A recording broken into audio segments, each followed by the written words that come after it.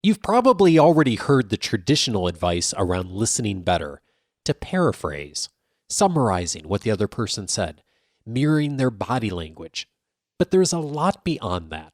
On this episode, how to get better at deep listening. This is Coaching for Leaders, episode 408. Produced by Innovate Learning, maximizing human potential.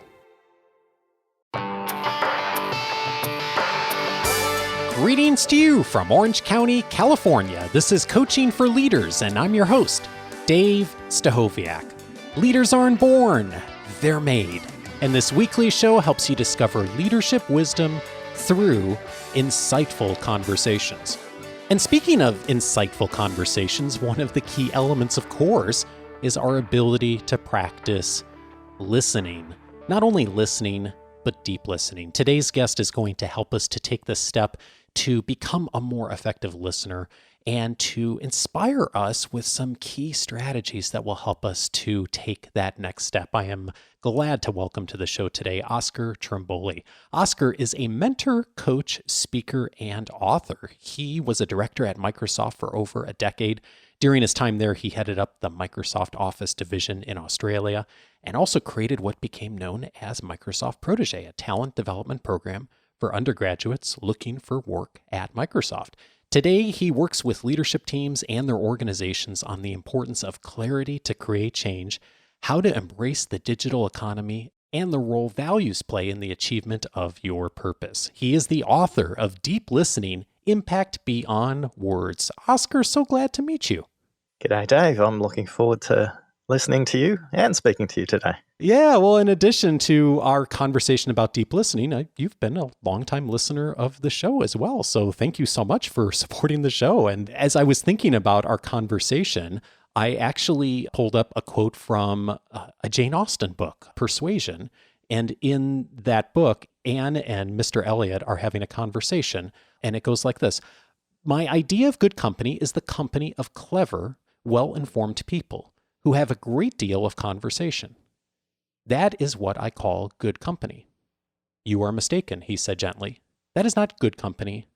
That is the best. That captures for me, when I think about conversation, it really is something we all aspire to, isn't it? I think most of us want to be heard, but what we crave is that people will actually listen to us and listen to us in a way that they not only hear us, but they see us. And not only do they see us, but they see what we mean. So the highest level of listening is your ability to listen beyond the words, beyond what's said, and listen to what the person who's speaking to you is actually trying to mean. Because for most of us, it's a rare experience that someone will take the time to listen well beyond the words and start to listen to meaning. Yet when we do, the connection is amazing. The impact is extraordinary. The productivity hack of the 20th century was the world and its leaders being taught how to speak persuasively or talk with influence. But I think the leadership hack of the 21st century is listening, because we spend 55% of our day listening. And the more senior you are, the more listening you'll do. So if you're in an executive role, an owner, or on the executive team, or even on the board of directors of an organization, you're listening up to 80% of the time.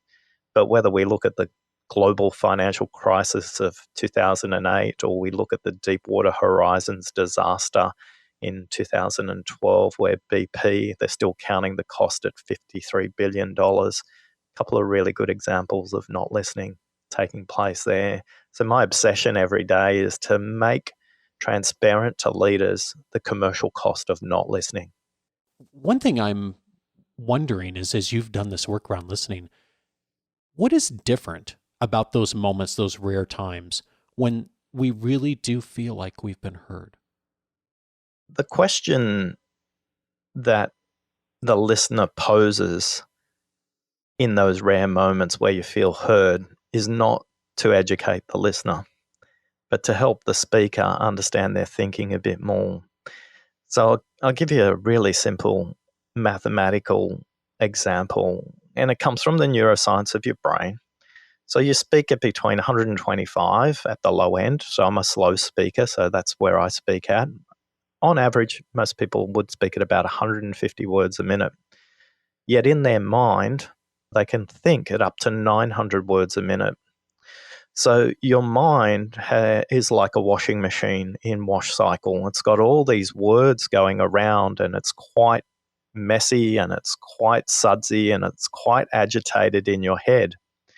So when you say the first thing that comes out of your mouth, there's a 1 in 9 chance that what you're saying is actually what you mean. So that's about 11%. Dave. So I don't know about you, but if you had an 11% chance of surviving a surgery, you'd probably ask for a second opinion. And Yeah, in those indeed. moments where we get asked a question that helps reveal something about us rather than the extraordinary intellect of the questioner or the interrogator, they will go and explore the next thing that you're thinking about as the speaker. And it's often not a content-based question. The question that helps us all get a little bit further in understanding our own thinking is, tell me more. Or it could be, what else are you thinking about then? Or how long have you been thinking about that? And then these magic code words come out, Dave. The magic code words includes words like, well, actually, what I meant to say was, or they'll say, and it's typically preceded by a significant sigh. And they'll say something like, you know what really matters to me? Or they'll say something like, what's really critical in this conversation? Or they'll say, what we haven't covered off is, and all these code words are helping the speaker explore those extra 800 words that are stuck in their head. Now, every washing machine has got a rinse cycle and it's got a wash cycle. And for a human, the rinse cycle is when we speak. We're rinsing our brain out for what we're thinking about. And yet on a washing machine, we have 2, 3, sometimes 4 rinse cycles to get the clothes completely washed. And yet none of us ask for a second opinion or a second rinse cycle in most conversations. We assume that the very first thing a speaker has said is actually what they mean. And we've already said, mathematically, you've got a 1 in 9 chance that what they say is what they mean. If you love taking high odds, keep the conversation going. But what's likely to happen is you're going to revisit that conversation 1, 2, 3 weeks down the track, rather than just taking just an extra bit of time to ask the question, and what else? I'm curious what else you're thinking about on this topic.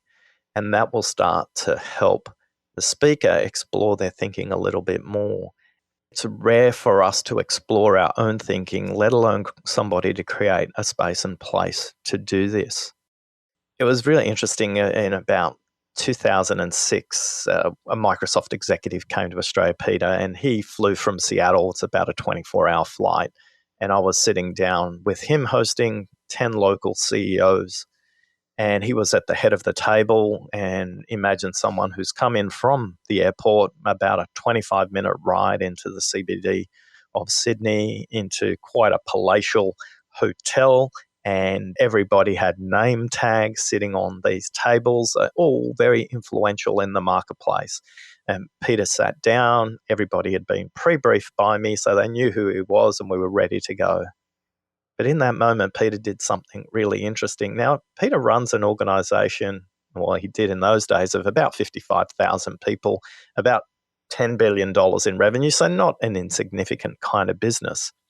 And just as he sat down, he paused, he stood up, he apologized to the room, and he said, look, I'm really sorry. He took out his cell phone from his waistcoat pocket, switched it off, stepped over to his bag at the side of the room, and then came back to the middle of the room. Now, Dave, what do you think happened with the other 10 CEOs in the room in that moment? Probably some of them switched off their phones too. Yeah. So 7 out of 10 switched their phones off and put them in their bags. And I'm guessing the other 3 probably put it into flight mode or maybe to silent or something like that. And the meeting continued, but the level of engagement was extraordinary. And when Peter left at about the 45-minute mark to go to his next meeting and picked up by his next host, we did a quick debrief with the room. And what they reflected on was everybody had a chance to contribute, and we all had a chance to listen to a wide range of perspectives. Now, I don't know about you, Dave, but for a lot of leaders that I work with, they're going back to back from meeting room to meeting room. They're carrying laptops, they're carrying iPads, they're carrying cell phones, they're carrying notes and files from previous meetings, and they're just not ready to listen. A lot of the listening literature says get fixated on the speaker, but to be a great listener, you have to listen to yourself first, and you have to create a space and place where you're available to listen. That meeting with those 10 executives really transformed the way Microsoft did business in our local marketplace in the division I ran, probably for the next 5 years, because they had real conversations. They weren't superficial. They weren't conversations that were distracted. So the question I posed to leaders who are listening right now, what are you doing to role model listening? And more importantly, what are you doing to role model being present for the person you're listening to so you can be completely focused? I'm really curious about the meeting you mentioned, because my sense is a lot of folks in our audience have, if not been themselves in that situation, have certainly attended meetings where a person of some influence, or either with their organization or with the customer, has shown up in a meeting.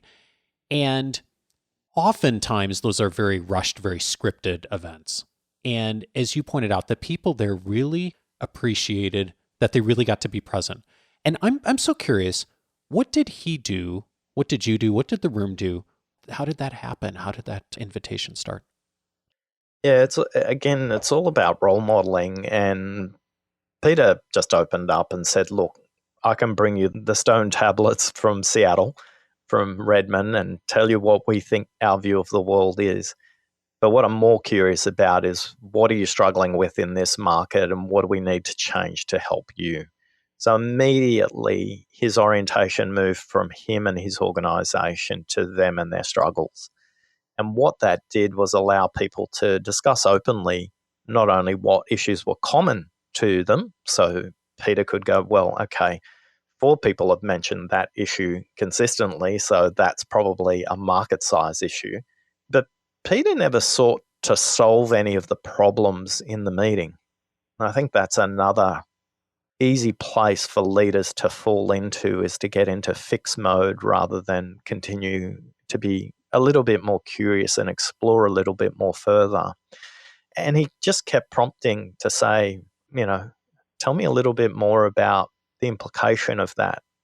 How does that play out for your customers? So what he had was a really good telescope out to the externality, to the marketplace. For a lot of leaders, they're very internally orientated.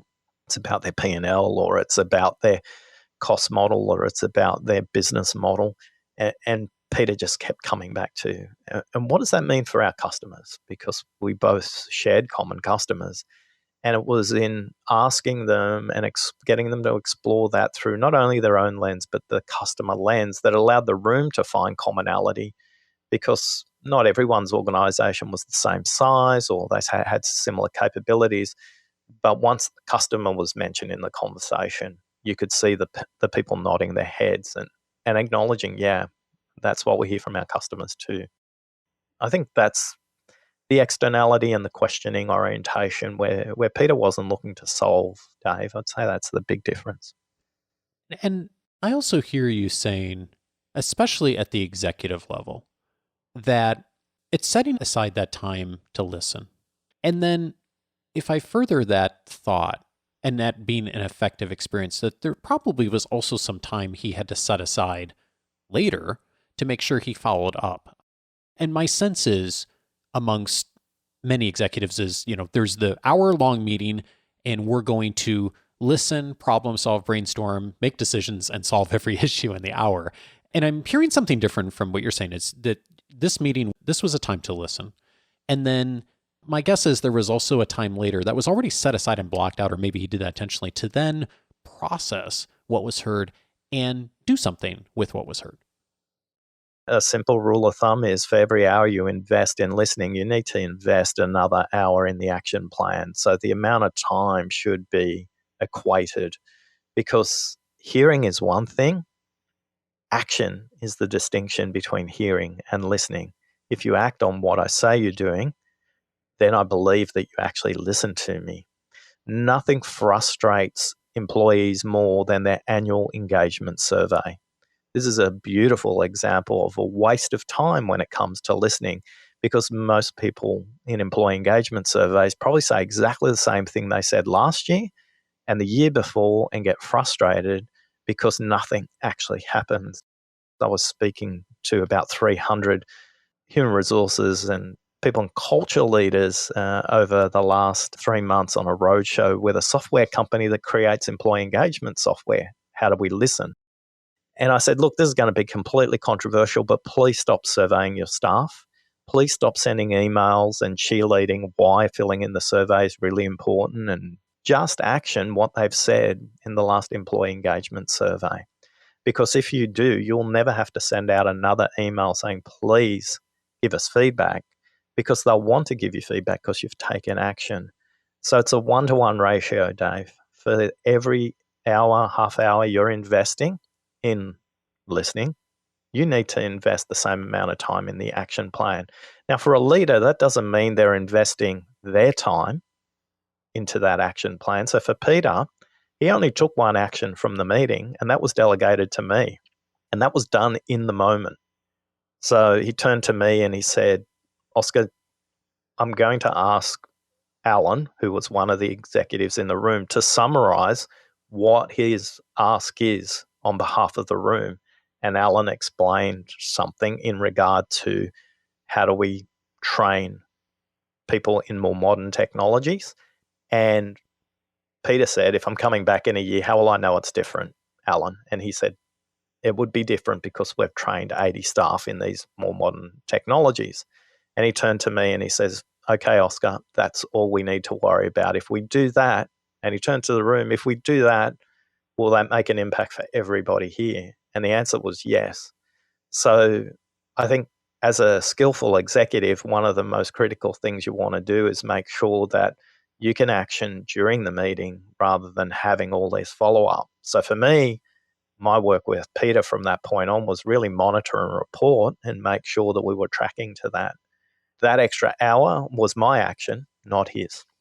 Got it. Got it. So depending on the roles we find ourselves in within the organization, the person doing the action may change. The key is that the action happens regardless. And you've hit on something that I've heard as a big complaint for a lot of the culture and engagement surveys as well, is that, you know, we've surveyed our people to death, and usually it's the employees who are saying this at the individual contributor level, and they'll say, you know, we all know what the numbers are, and yet we don't really see a lot of action from the organization to really do anything substantially that's made it different. And the reminder here from you is well taken that, yes, listen well and listen with purpose to then take some action to do something that will then demonstrate to people that you've heard and you care.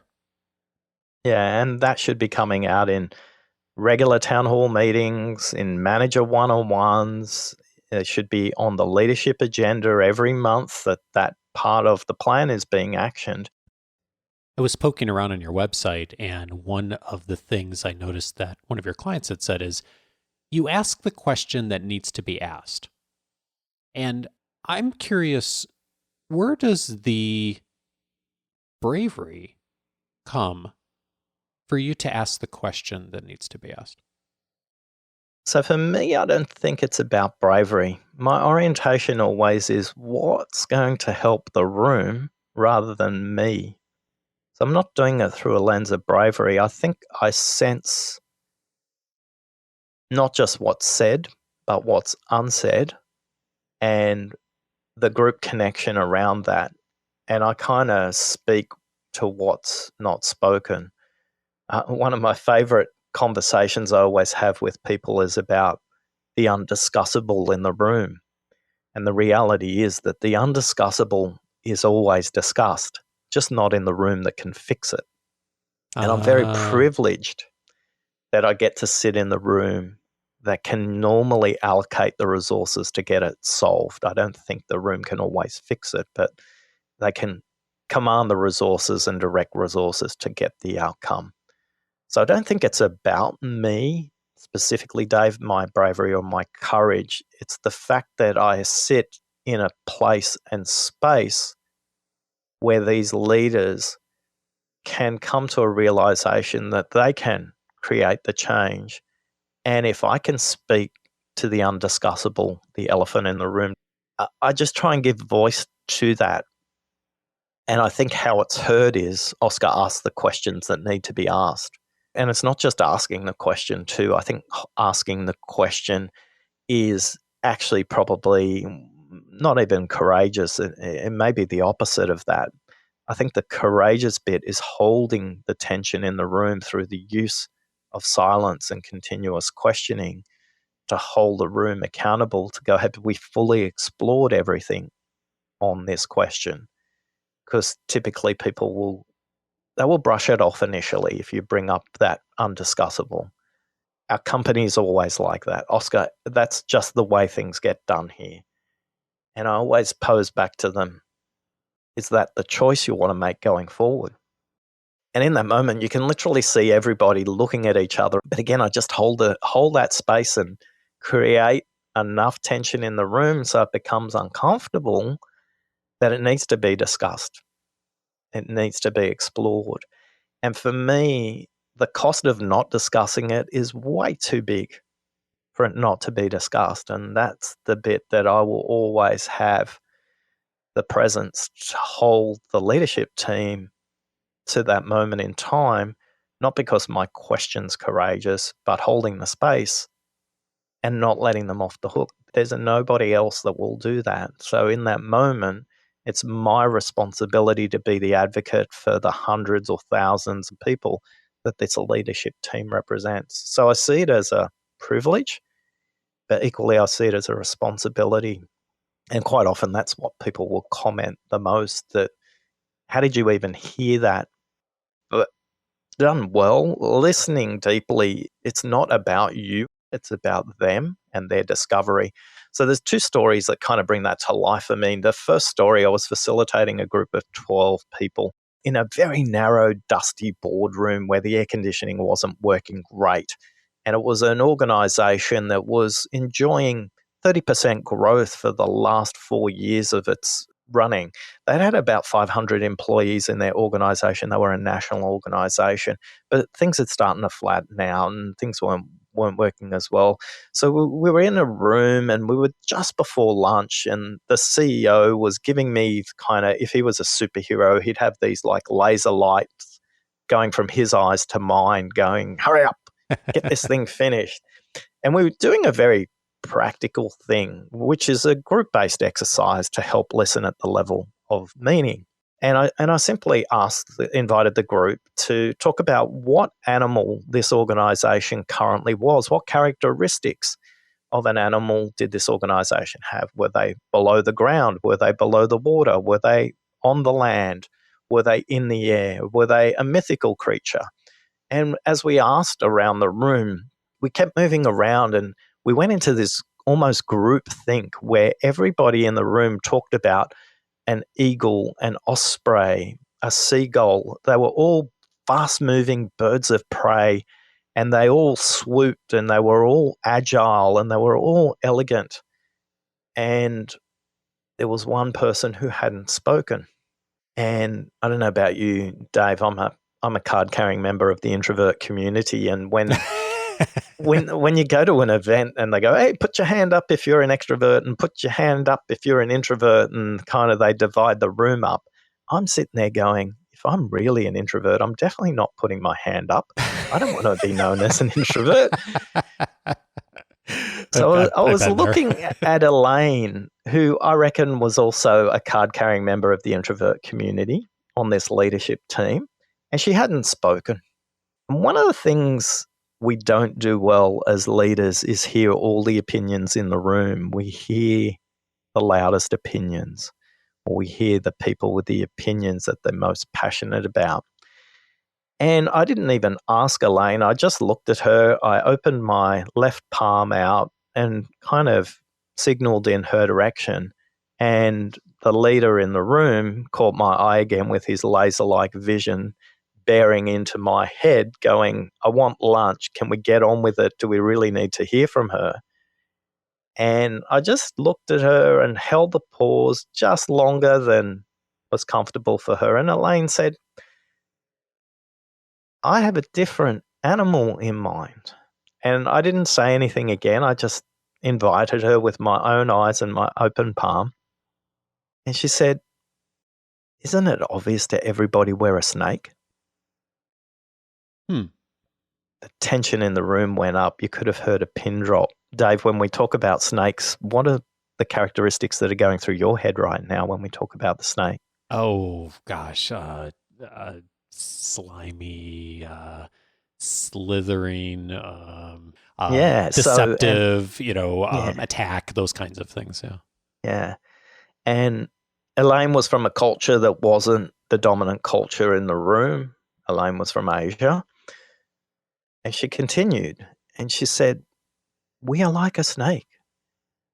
We shed our skin every season and adapt ourselves to serve our clients the best. We've forgotten how to shed our skin. And you could hear the air come back into the room. And everybody, in that moment, the meaning was created. And the CEO's face and body posture changed. And everybody in the room just faced Elaine. And she had the confidence at that point to kind of go into a plan and go, we could make snakes into our product code names. We could use snakes in our sales presentations. And I think if we shed our skin at the appropriate time for our clients, then we shed our skins to look after them rather than worrying about us. Hmm. And in that moment where we saw her have the courage to speak what was on her mind, that point changed. Now, I'm still working with that organization, and that CEO with a laser-like vision is still enjoying about 30% growth, but he talked about that as an inflection on their sigmoid curve or the S curve of their growth, because they took the time to listen to somebody that they normally wouldn't listen to. The last story is a story about a manufacturing company where I was speaking to a group of people managers, about 70 of them in the room, and the CEO was off to the side, and I talked about all the levels of listening. But halfway through that presentation, I could just sense the energy in the room wasn't right. Dave, you know this. You'll walk into some organizations and the tension's there from the get-go. Yeah. And I turned to the CEO off stage right from me and I said, look, I'm just going to do something off script, Mark. Do you trust me? And he looked at me and shrugged like, do I have a choice? And in that moment, I went, well, I'm taking a big risk. Maybe I won't get paid. Who knows what will happen? But I turned to the room and I just said, hey, with the person next to you, just talk to each other and tell each other what movie you guys are living right now on this site.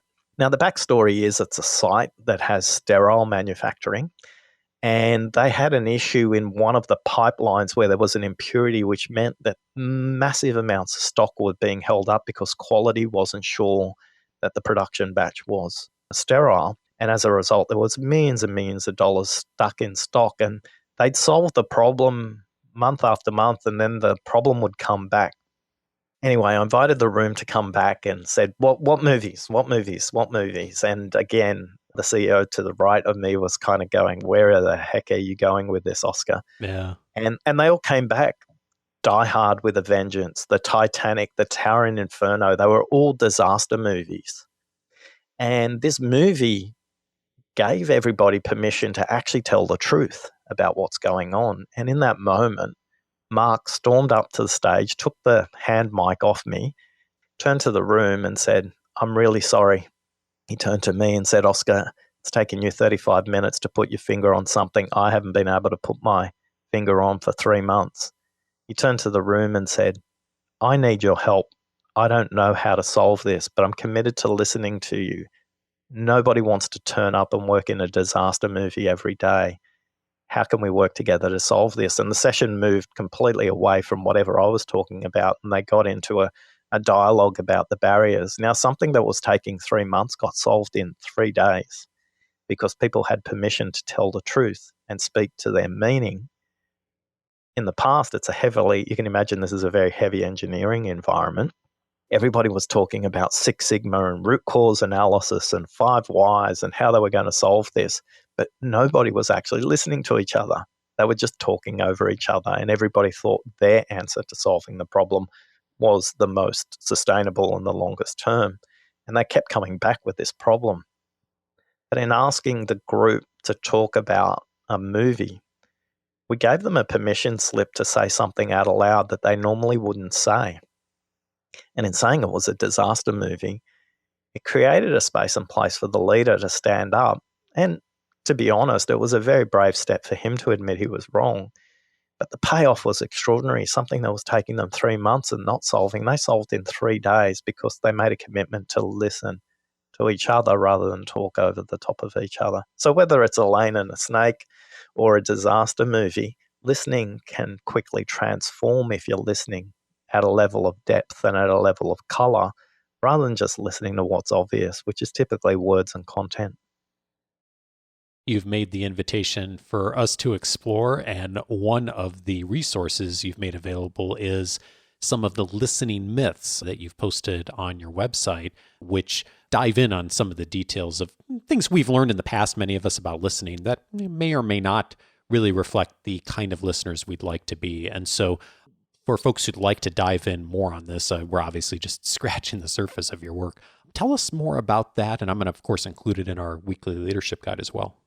Yeah, so if you visit oscartrimboli.com/listening myths, we unpack the 5 most common myths about listening, but more importantly, what to do about them. There's practical tips for each of the 5 myths and how to just step forward and make something that is unknown known. And once you're aware of the change, how do you make the change impactful? And, one of the best business books of the last decade ever was published in October last year by James Clear, Atomic Habits, and how do you make change sustainable? And one of the things he said is you have to adopt an identity of the thing you're looking to become. So rather than I want to lose weight, I want to be an energized athlete is a different way to think about it. And if I'm an energized athlete, I have a completely different perspective on the way I exercise and have food. And the same is true when it comes to listening. Move from being a distracted listener to a deep and powerful listener so you can have an impact beyond words. And these 5 myths will help you on the stepping stone to that, Dave. As you've gone around the world teaching people about listening, in the last few years, Oscar, what have you changed your mind on? When listening isn't productive, too much listening is just as destructive as not enough listening.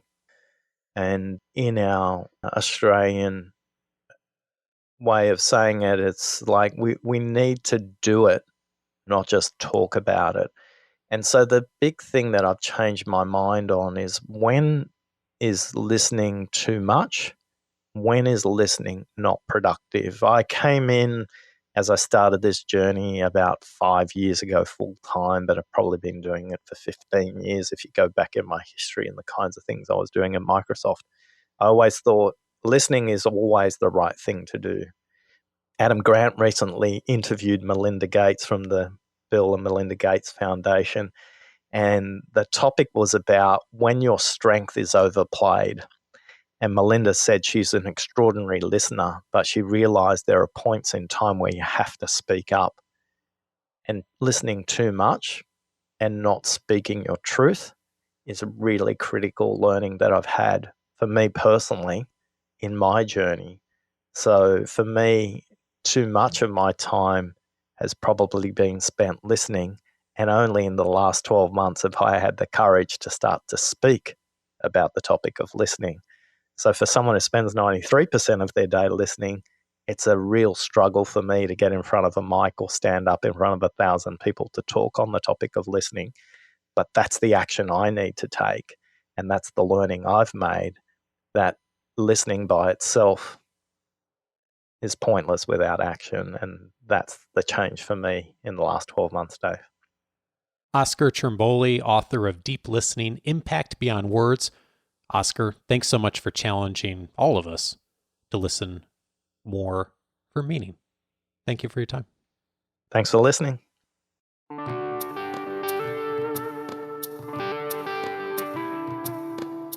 Several related episodes to today's conversation with Oscar. One of them is episode 238, How to Be a Nonconformist with Adam Grant. Oscar mentioned Adam during our conversation, and Adam has done tremendous work for leaders and really folks at every level of organizations on how to be more effective at building relationships, of starting businesses, and so much more. Episode 238 is a great inspiration, especially if you're thinking about how to start something new. He challenges some of the traditional myths that many of us believe in when we think of starting new ideas and entrepreneurship. It's a fascinating conversation, episode 238. Also helpful to you will be episode 376, How to Become the Person You Want to Be, with James Clear. Oscar also mentioned his book, Atomic Habits, and I'm in full agreement. That book really is just a tremendous game changer in how we think about becoming the people we want to be and changing our behavior, and specifically around creating new identities versus just setting goals. In fact, we've incorporated some of that thinking into how we set commitments within our academy and thinking about things through identity and not just goal setting. If that is something that's of interest to you, episode 376 will be a great starting point for you as well.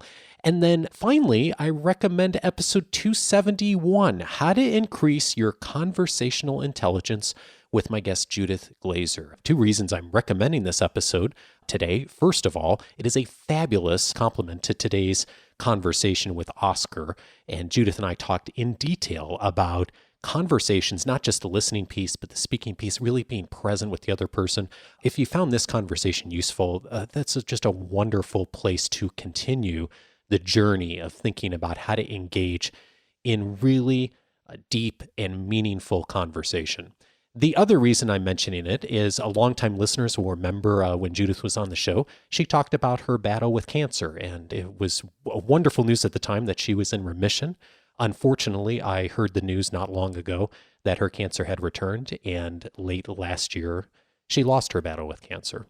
When that episode aired, a number of you reached out to me and shared how impactful Judith's work had been to you. Many of you knew her better than I ever did. I only had the single conversation with her on the episode. And yet I recall from that conversation how beautiful her work was and is, and how she was just able to step into a place clearly of wanting to serve people so well, and had dedicated her life's work to helping people to really build and develop great conversations. It is a wonderful inspiration to you as well. If you haven't heard it, please take a moment to check out episode 271, How to Increase Your Conversational Intelligence.